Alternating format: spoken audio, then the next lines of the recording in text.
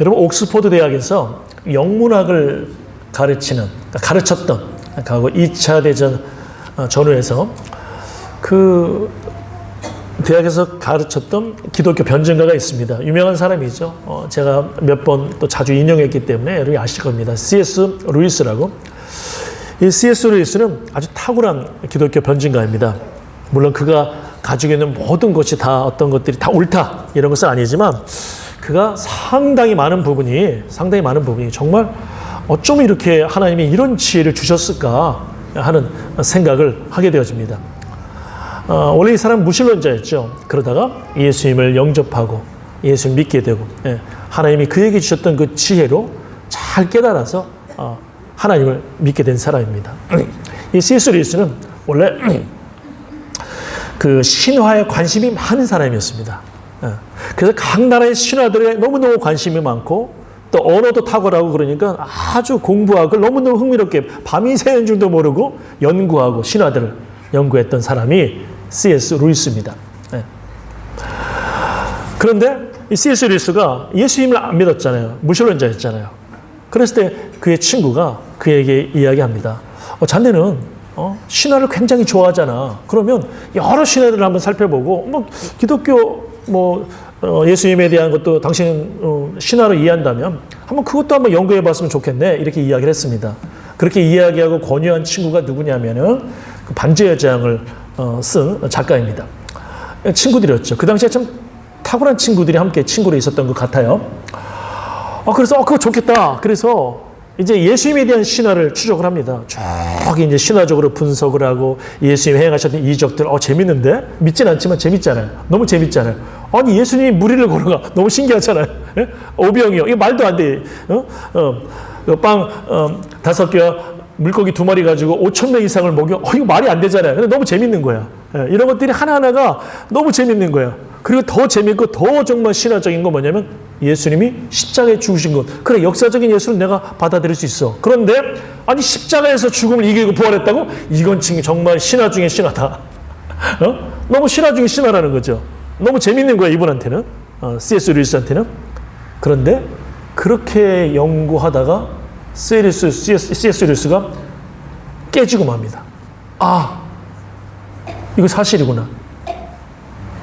왜 그는 이걸 사실로 인정하게 되었냐면 세상의 수많은 신화들은 다 신화로 끝난다는 거예요. 그것을 추종하는 사람이 거의 없다는 거예요. 이건 신화야 해서 끝난다는 거예요. 그런데 예수님에 관한 신화는, 자기가 이렇게 신화라고 생각하는 신화는 사람들이 그것을 사실로 받아들이고 그리고 그 예수를 통해서 주신 생명의 풍성함을 누리고 계속해서 세계 곳곳마다 다니면서 이것이 사실이라고 전하고 2000년 이상을 계속해서 이것을 사실이라고 믿는 사람들이 세계 곳곳에서 복음을 전하고 그 삶에서 감사하고 예배를 하고 이렇게 하고 있다는 거예요. 이것은 사실이구나. 신화가 사실이구나. 여기서 C.S. 루이스는 이제 깨지게 됩니다. 그리고 이 진리를 받아들이게 되어집니다. 정말 하나님께서 사람이 예수님 믿게 하는 방법은 참 다양한 것 같아요. 그죠?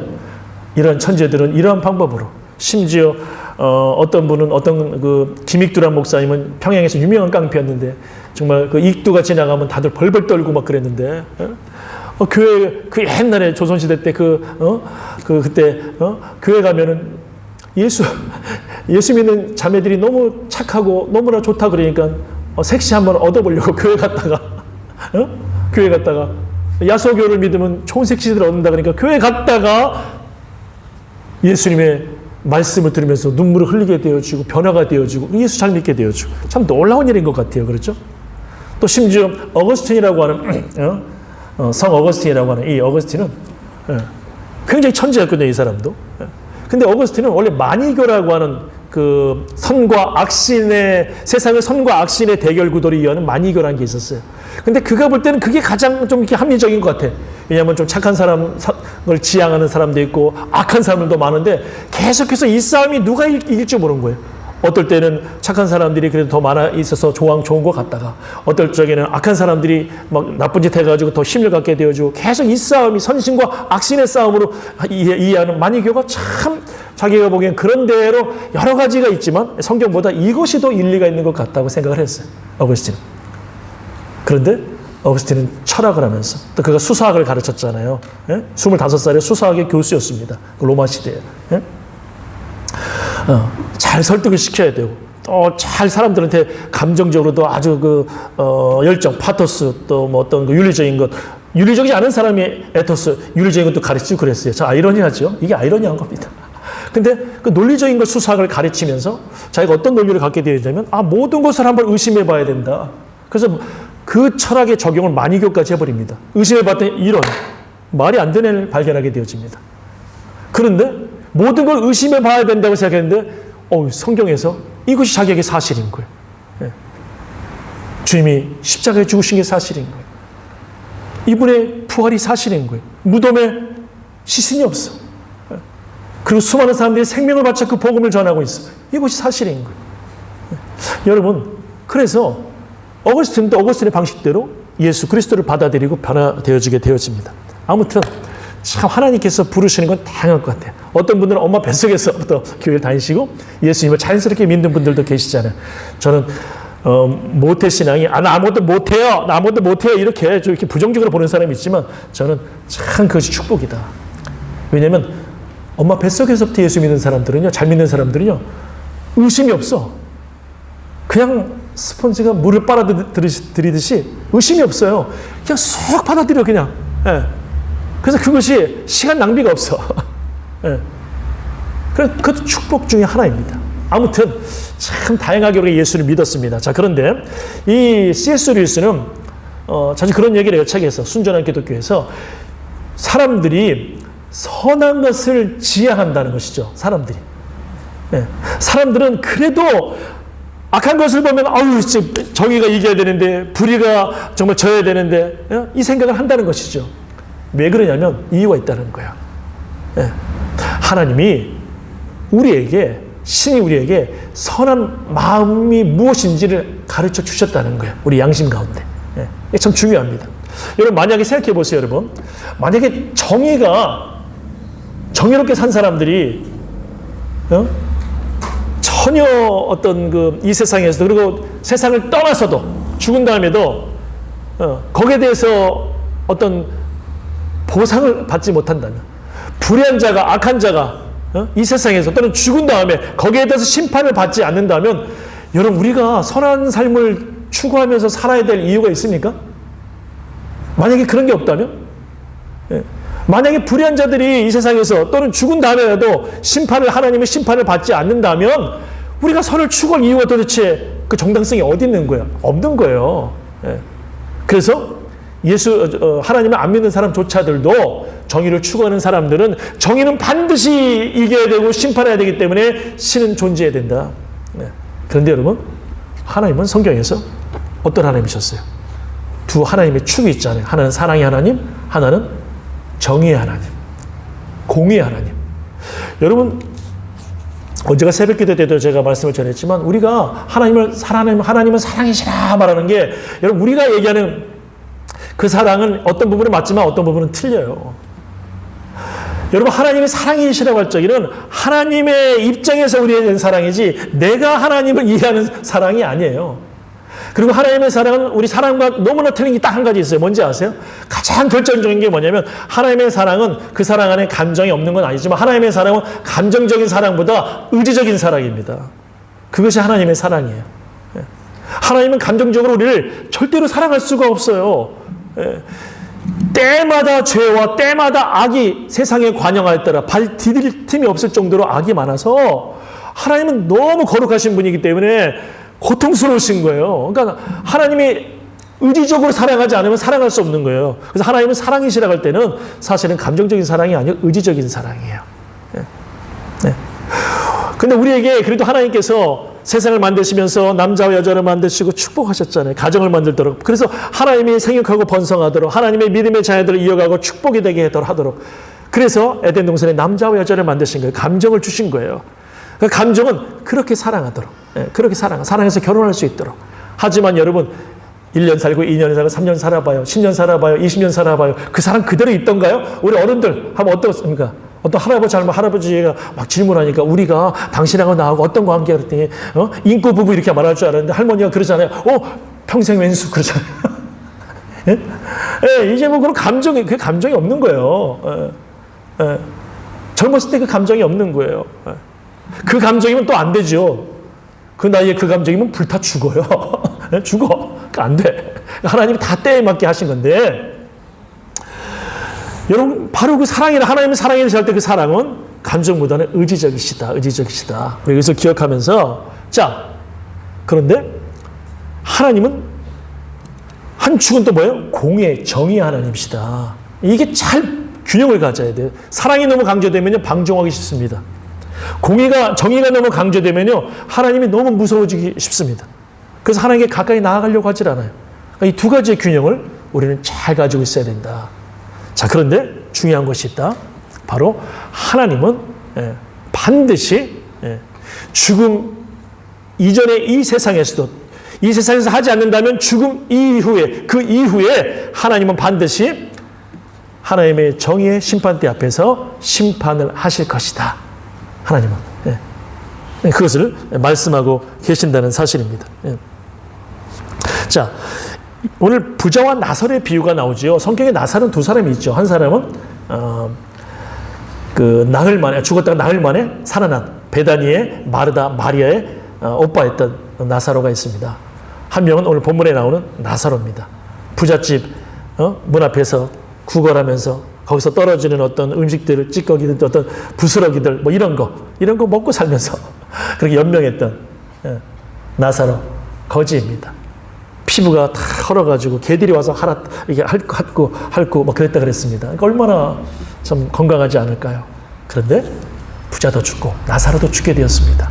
예수님이 비유하신 거예요. 그런데 세상에서는 나사로가 거지였는데 세상에 그가 천국에 가게 되어집니다. 부자는 세상에서 부유했는데 좋은 옷 입고 좋은 거 먹고 살았는데 세상에 지옥에 떨어졌습니다. 불 속에서 고통스러워서 너무 목말라 합니다. 예수님이 이 비유를 드셨어요. 이 부자가 천국에서 있는 아브라함 품에 나사로가 있는 걸 보면서 이야기합니다. 아브라함에게 저에게 좀 물 한 방울이라도 좀 찍어서 좀 주도록 해주세요. 제가 너무 목이 마릅니다. 그런데 아브라함이 이야기합니다. 천국에서 이곳에서 너 있는 곳에 갈 수가 없다. 우리가 왕래를 할 수가 없어. 이때 부자가 이야기합니다. 그러면 나사로를 세상에 보내주셔서 제가 형제들이 다섯이 있는데 그들에게 이곳에 오지 않도록 좀 하나님의 말씀을 전해 주십시오. 나사로가 살아나면 믿을 겁니다. 그런데 아브라함은 이야기합니다. 아니, 그곳에는 이미 세상에는 모세와 선지자들이 있다. 무슨 말이에요? 하나님이 말씀을 주셨다는 거야. 그 말씀을 읽고 또 그 말씀을 듣고 믿으면 된다는 거야. 생명을 얻을 수 있다는 거야. 그런데 부자는 그렇게 듣지 않습니다. 살아서 가면 기적을 보게 되어지면 믿을 겁니다. 일리가 있잖아요. 그런데 아브라함이 이야기합니다. 아니야. 모세와 선지자들의 이야기를 듣지 않으면 나사로가 살아서 간다고 할지라도 그렇게 믿지 않을 것이다. 이렇게 이야기를 합니다. 예수님이 그렇게 말씀을 하신 거예요. 여러분, 히브리서 9장 27절 말씀 보면 뭐라고 나와 있냐면 한 번 죽는 것은 사람에게 정하신 것이고 그 후에는 무엇이냐? 심판이 있다 그랬습니다. 오늘은 제가 조금 여러분에게 뭐라고 해야 될까요? 정말 중요한 죽음 그 이유를 한번 나누고 싶습니다. 우리가 예수를 믿는다고 하면서 너무 우리가 현세만 생각하고 살아가는 것은 사실은 여러분 그것은 바람직하지 않습니다. 주님이 우리를 부르신 것은 이 세상에서 아름답게 주님의 뜻 안에서 살아가도록 하셨지만 가장 우리에게 중요한 영원한 본향, 죽음 그 이유를 생각하며 살아가라고 우리에게 이 세상에 보내신 것임을 꼭 기억하고 살아가야 돼요. 자, 한 번 죽는 것은 사람에게 정하신 것이다. 그런데 그 다음 무엇이 있는가? 죽은 후에 심판이 있다는 것입니다. 자, 이것은 그림 언어로 이렇게 그릴 수 있을 것 같아요. 하나님이 재판석에 앉아 계십니다.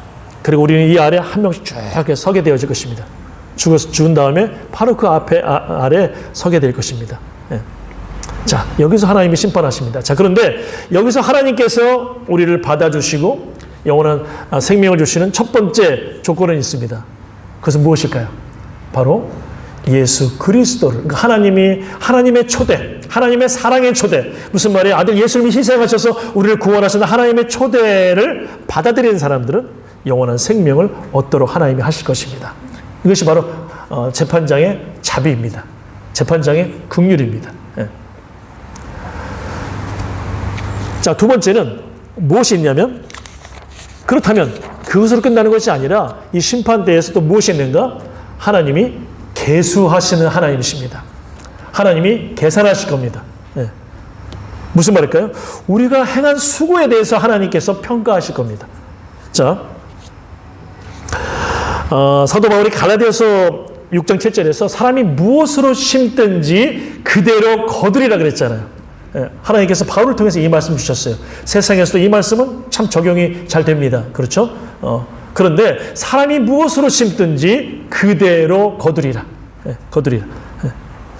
여러분, 예수님께서 달란트 비유를 하셨잖아요. 달란트 비유에서 어떤 사람은 한 달란트, 어떤 사람은 또 5달란트 남긴 사람은 또 그만큼 배로 거두고 막 이런 것들이 있잖아요. 예.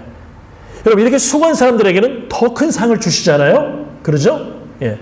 이렇게 하나님께서 계산하시고 그렇게 하시는 거예요. 자, 우리가 구원을 받는다는 것은, 영원한 천국을 얻는다는 것은 사실은 어떤 면에서는 평등의 개념입니다. 평등. 예? 평등의 개념이에요. 다시 말해서 바울과 같이 열심히 복음을 전하고 생명을 바치고 순교한, 네로 시대 때 사도 바울이 순교한 것을 우리가 추정합니다. 그런데 그렇게 구원 천국을 가게 되는 사람과 예수님의 한편 강도, 우편인지 좌편인지 모르지만 그 한편 강도가 그렇게 예수님을 욕하고 강도짓하고 또 하다가 예수님을 또 십자가에 달려서 또 욕을 하다가 결국에는 예수님이 하나님의 아들의 모습을 발견하게 되어지면서 예수님을 받아들이고, 예수님 나도 주님 나라 가게 해주세요. 나하고 주님과 함께 있게 해주세요. 그랬을 때 예수님께서 오늘 내가 나와 함께 낙원에 있으리라 말씀하시잖아요. 그죠? 이 구원의 입장에서는 사도 바울도 구원받는 것, 사도 바울이 구원받는 것, 또 이 한편 강도가 구원받는 것은 사실은 평등의 개념입니다. 하지만 두 번째 심판대에서 하나님께서 우리를 계수하시고 계산하시는 것은 무엇이냐면, 우리가 수고한 것에 대한, 심은 대로 거두게 되는 것에 대한 하나님께서 심판이 있습니다. 이것은 평등이 아니에요. 똑같이 주는 것이 아니에요. 무엇일까요? 하나님의 공정은 뭐냐면, 수고한 사람과 수고를 덜한 사람과의 차이가 있는 것이 하나님이 공정하게 평가하시는 거야. 이것은 다릅니다. 예. 이것을 우리가 꼭 기억하셔야 돼요. 여러분, 죽음 이후에 하나님께서는 우리에게 분명히 상을 주신다 그랬습니다. 히브리서 11장 말씀에도 보면 6절에서 보면 하나님께서 우리에게 상 주심을 믿어야 할지니라. 여러분 따라 한번 해보시다. 상 주심을, 크게 한번, 상 주심을 믿어야 할지니라. 예, 분명히 하나님이 상을 주신다 그랬거든요. 이것을 믿어야 할지니라. 예, 믿어야 할지니라. 예. 그 상이 구체적으로 어떠한 것인지는 우리는 잘 모릅니다. 예. 뭐 천국에 이렇게 간혹 가다 보면 이렇게 옛날에 부흥회 할 때도 그렇고 간증하시는 분들, 제가 천국을 다녀왔어요라고 간증하시는 분들이라든지, 간혹 뭐 유튜브를 보면은 천국을 이렇게 다녀왔다고 뭐 그렇게 말씀하는 분들이 가끔 있어요. 입신해가지고 환상 가운데 보고 왔다고 뭐 이런 분들이 있는데, 그런 분들은 간혹 가다가는 뭐 이렇게 큰, 하나님이 수고 많이 한 사람은 뭐 큰 맨션 아파트, 어떤 사람은 뭐 100평짜리도 주시고 뭐도 주시고, 막 어떤 사람은 조그만 거 주시고 뭐 이렇게 말씀을 하시더라고요. 뭐 그것도 전혀 불가능한 문제는 아닐 것이다라고 생각을 합니다. 하지만 뭐 제가 그걸 다 받아들이지 않습니다. 네, 이유가 있어요. 그거야말로 개인적인 체험이거든요. 개인적인 체험인 거예요. 그걸 우리가 다 안 받아들인다고 해서 잘못된 것도 없습니다. 예. 그러나 분명히 상은 있다. 그 상은 무엇인가? 그 상의 질이 어떤 것인가? 이것은 분명하다. 그것이 뭐냐면 영원한 만족을 주는 것이다. 하나님의 상은 영원한 기쁨을 주는 것이다. 여러분, 시간 안에 있는 것은 변해 안 변해요? 변하잖아요. 그렇죠? 시간 안에 있는 것은 변합니다.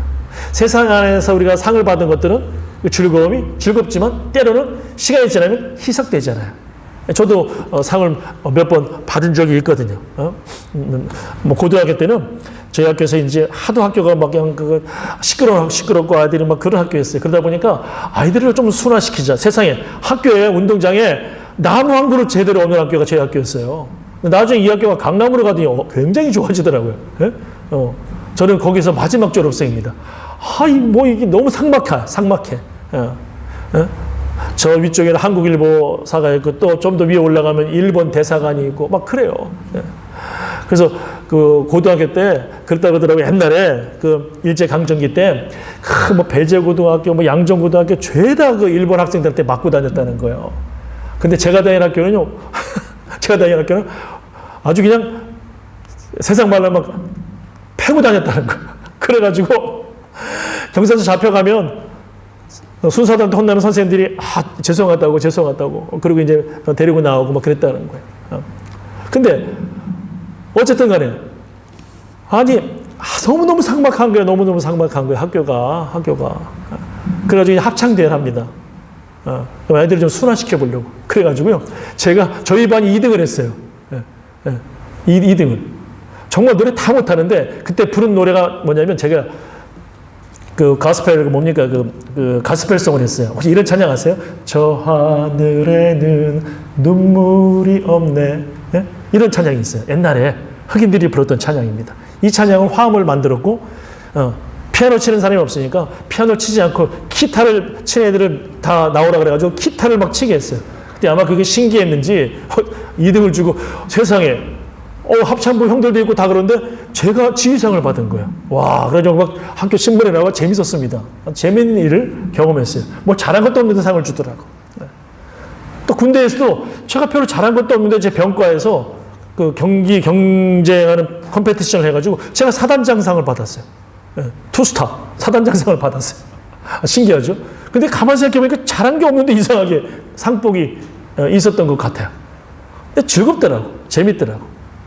언제가 여러분 말씀드린 적이 있지만 제 아내는 15년 전, 16년 전에 한국에서 KBS에서 1,000만 원 상금을 받았잖아요. 1,000만 원이면 엄청난 돈입니다. 지금으로 따지면 그죠? 물론 그것을 쓴 용도는 또 아주 주님께서 가정을 위해서 자녀를 위해서 잘 사용하게 하셔서 감사했지만 큰 돈입니다. 예. 정말 그런 상들을 받으면 어떨까요? 제 아내가 음이 소프라노잖아요. 막 전화 왔는데 음이 막 소프라노가 아니라 몇 옥탑을 올라가가지고 막 흥분해가지고 상 받았다고 이렇게 연락이 왔어요. 네. 자, 그런데 시간 안에 있는 모든 즐거움과 상을 받은 즐거움이라든지 이런 것들은요, 어떨까요? 시간이 지나면 희석됩니다. 변합니다. 추억이 되고 맙니다. 여러분, 사랑도 마찬가지예요. 남녀 간의 사랑도 그렇게 서로 사랑한다 그러고 당신이 없으면 안 된다 그러고 막 그렇게 사랑하는 것 같아도 그 시간 안에 갇혀있기 때문에 또 결혼하게 되어지면 그 감정은 많이 약해지는 것이 당연한 겁니다. 자, 그러면 의미가 없는 것이냐? 아니에요. 하나님은 그 감정을 사용해서 아름다운 가정을 만들어 주십니다. 또 자녀를 낳게 해주십니다. 자, 그런데 시간 안에 갇혀있는 그것은 사라지는 것 같지만 우리가 예수 믿는 사람들은요, 얼마든지 더 행복해질 수 있습니다. 왜일까요? 우리는 영원에 살고 있거든요. 우리는 시간 안에만 갇혀있는 사람들이 아닙니다. 영원에서 사는 사람들입니다. 예수를 믿는 그 순간에 우리는 세상의 나라에서 하나님의 나라로 옮겨왔습니다. 시간이 다스리는 나라 여전히 우리가 살고 있지만 이 안에 살고 있으면서도 영원한 나라를 사모하고 영원한 나라를 바라보고 있잖아요. 바로 그 하나님 나라가 내 마음속에서도 우리 가정에도 이루어지기 때문에 때로 역경과 어려움과 또 다툼도 있을 수 있지만 영원에 살기 때문에 변하지 않을 수 있는 거예요. 예수 믿는 사람의 특권입니다. 그게 축복입니다. 그것이. 그래서 제가 젊은 친구들한테 그런 얘기를 해요. 할 수 있는 대로 예수 믿는 사람들하고 결혼하는 게 좋다. 근데 내가 정말 근데 아이들 때는 정말 너무 좋으니까 막 감정적으로 그러니까 예수 안 믿어도 막 그냥 결혼하고 싶어하고 막 이런 경우가 있더라고요. 근데 제가 이 얘기를 해요. 내가 그것을 어떤 목사님들은 강력하게 그걸 반대합니다. 저는 이해가 돼요. 수많은 사람들이 진짜 90% 이상 사람들이 믿지 않는 사람들과 결혼했을 때 어려움을 겪더라고요. 어려움을. 예. 하지만 저는 정말 네가 이 자매와 이 형제와 결혼하고 싶다면 너 이 영혼을 정말 네가 책임지고 기도하고 정말 한 영혼을 구원할 정도의 각오와 사랑이 있다면 결혼하라 그럽니다. 실제로 그래가지고 제가 아는 장로님은 4대째, 5대째 예수 믿는 집안이었는데 4대째. 그 권사님이 원래 예수를 믿지 않았었어요. 대학교 때 CC였어요.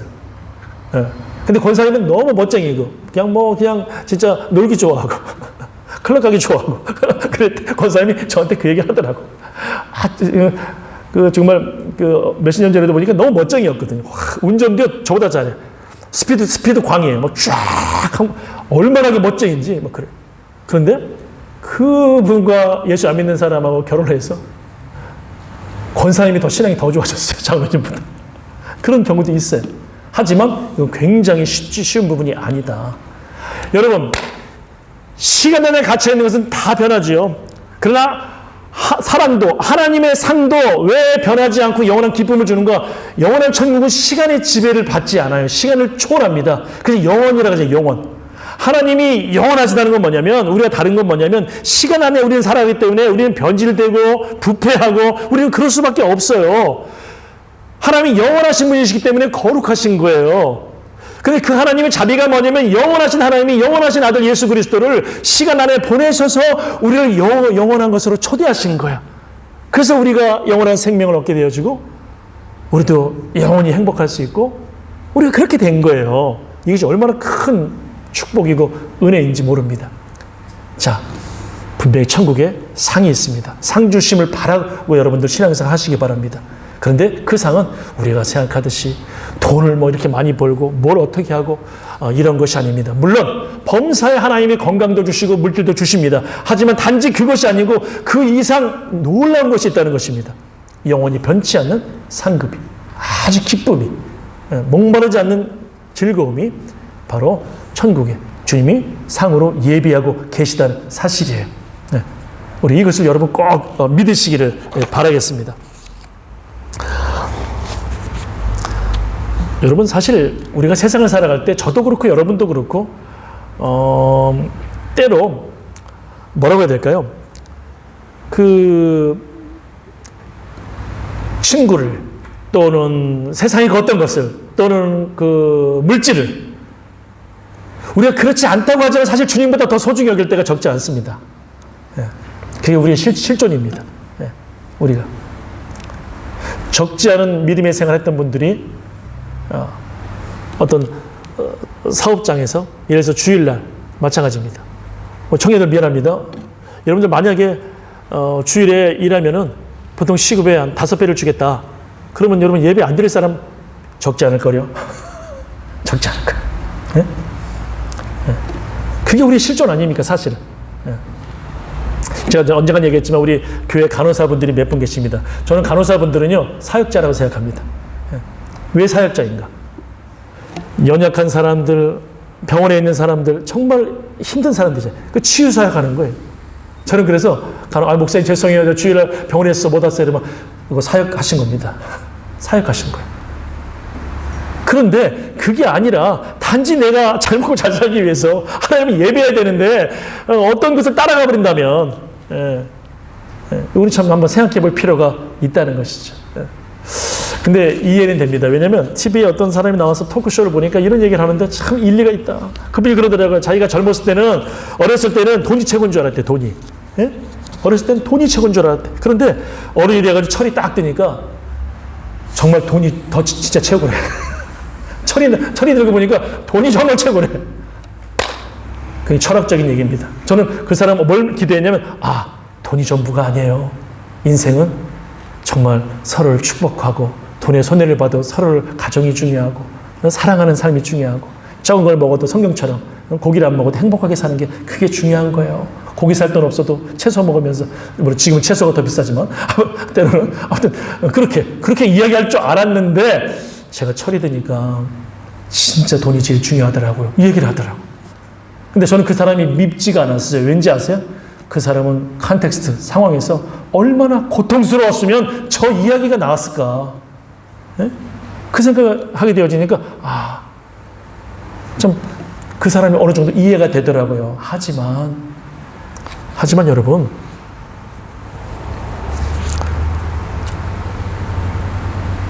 육체를 위해 심는 자는 육체로부터 썩어질 것을 거둔다고 갈라디아서 6장에서 하나님은 바울을 통해서 우리 가운데 말씀하십니다. 충분히 이해는 되고 또 그것이 공감이 되지만 그럼에도 불구하고 우리가 주님보다 육체를 위해 심었을 때, 그걸 택했을 때, 그 어떤 것을 택했을 때 여러분, 육체로부터 썩을 것을 거둘 수밖에 없다는 것. 네. 주님은 정말 우리의 영혼을 사랑하시기 때문에, 우리가 정말 잘 되길 바라시기 때문에 이것을 잘 기억하라고 이 말씀을 주신 것입니다. 네. 적어도 우리는 이렇게 이 싸움을 해나가야 돼요. 뭐냐면, 하나님 아버지, 제가 흙으로 지음받아서 그런지 저는 너무나도 부서지기 잘합니다. 너무 연약합니다. 흙에서 왔으니 흙으로 돌아가라고 말씀하신, 정말 너무나도 보잘것없습니다. 하나님, 하지만 저를 도와주세요. 이 흙을 위해 심지 않게 해주세요. 썩을 육체를 위해 심지 않게 해주세요. 저는 늘 그렇게 심을 수밖에 없는, 육체를 위해 심을 수밖에 없는 존재인 걸 아시지 않습니까? 여러분, 솔직한 기도 드리세요. 주님은요, 그런 기도 다 받으세요. 심지어 때로는 너무 힘들어가지고요, 주님을 원망할 때가 있어요. 그래도 주님은 그 기도도 들으시더라고. 예, 다 받아주시더라고. 예. 주님은 바로 그러한 분이십니다. 예. 시편에 보면은 시편 기자들이 그냥 아주 진짜 험한 말도 막 쏟아내요. 하나님, 저 원수 때문에 저 죽겠습니다. 저 원수를 좀 죽여주세요, 하나님. 막 이런 기도까지 드려요. 깜짝깜짝 놀라잖아요.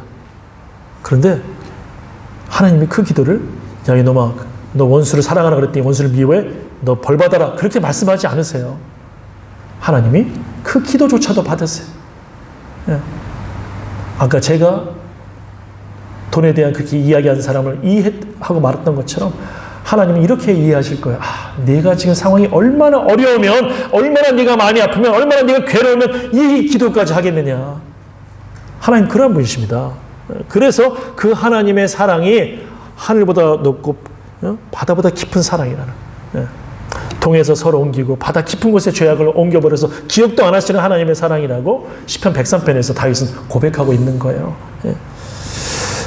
여러분, 사실 이 성경에서 우리가 흙으로 지음받았다 했을 때 흙이라는 게 이것이 아파르인데, 아파르는요, 아파르는 히브리어로 이것은 어떤 뜻이냐면, 이거는 그냥 흙, 진흙, 찰흙, 이런 황토 이런 것이 아니고 먼지를 가리키는 거예요, 여러분.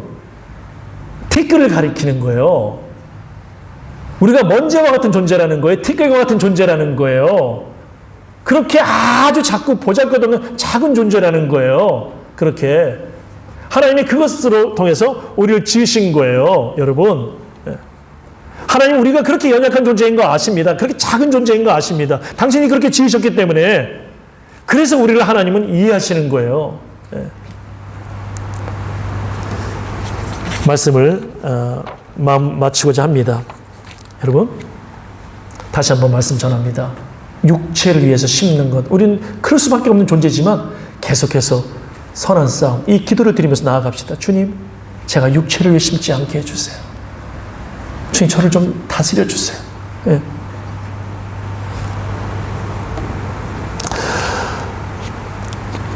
노년에는요, 요즘엔 그 실버 세대들이 그 노년에 대한 대책, 그것을 50대부터 해야 된다. 50부터. 예. 경제적인 대책, 은퇴하기 전부터 쭉 대책을 해야 된다. 대책 안 세우면 아주 어려운 시대를 지금 만난다. 또 건강에 대한 대책, 경제적인 대책, 이걸 다 세워야 된다. 이야기합니다. 저는 일리가 있다고 생각합니다. 물론 저도 그렇게는 못하고 있지만 일리가 있다. 하지만 더 중요한 대책을 놓친다면 그 대책은 아무런 소용이 없는 대책이 되고 말 것입니다. 우리가 정말 세워야 될 대책은 무엇인가? 죽은 그 이후에 대한 대책입니다. 우리 영혼에 대한 대책입니다. 여러분, 젊은 분들은 그러잖아요. 나는 지금 건강한데 내가 나에게 무슨 일이 있을 수 있겠어? 아니에요, 여러분. 저는 제 주변에서 젊었을 때 건강 때문에 어려움을 당하고 세상을 떠난 사람들을 종종 보아왔습니다. 네.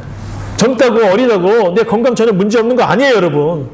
올 때는 순서가 있지만 갈 땐 정말 순서가 없다는 것을 우리는 기억해야 됩니다. 죽음 그 이유를 여러분 한번 생각하고 있습니까? 그 대책을 가지고 있습니까? 예. 이것이 정말 중요한 대책이다. 이 대책 없으면 아무런 소용없다. 어떠한 대책도 아무런 소용이 없다. 여러분, 우리는 누구나 하나님의 심판대 앞에 서게 될 것입니다. 나사로처럼 아브라함의 품에 안길 사람이 있고, 부자처럼 저 불의 뜨거운 곳에 있을 수 있는 사람도 있을 것입니다. 그러나 여러분, 두려워하지 마십시오. 정말 우리가 예수 그리스도를 진실로 믿고 겸허하게 그 십자가를 붙든다면 우리의 영혼은 주님께서 영원한 생명을 주시기로 약속하셨습니다. 자, 그런데 하나님은 그 심판대 앞에서 또 계수하시는 하나님이셨잖아요. 그렇게 말씀하셨잖아요. 셈하시는 하나님이시잖아요.